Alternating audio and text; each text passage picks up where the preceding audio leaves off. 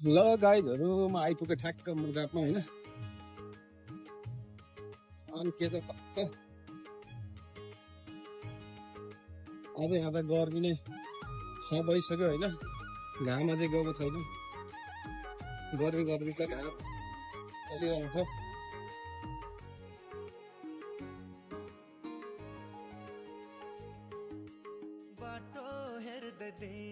म यहाँ bus park लिएर आइसकेँ मुर्गापको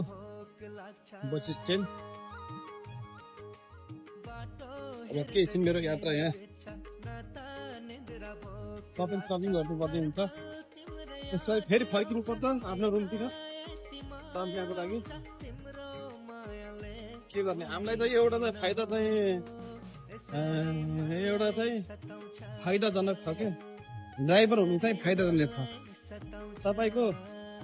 हामी अल पुगेतमा घुम्दाखेरि चाहिँ हामीलाई चाहिँ भाडा चाहिँ लाग्दैन है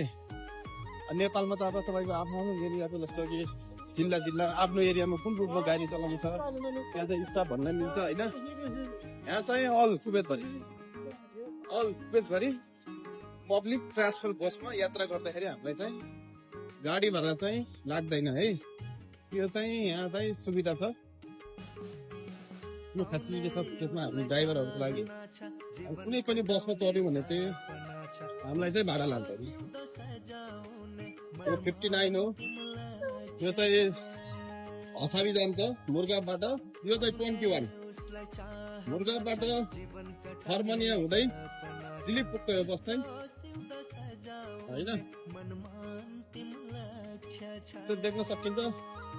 यो रातो कलरको बस चाहिँ सिटी बस हो यो चाहिँ पहिलो चाहिँ के डेल हो होइन के डेल भन्ने कम्पनी हो होइन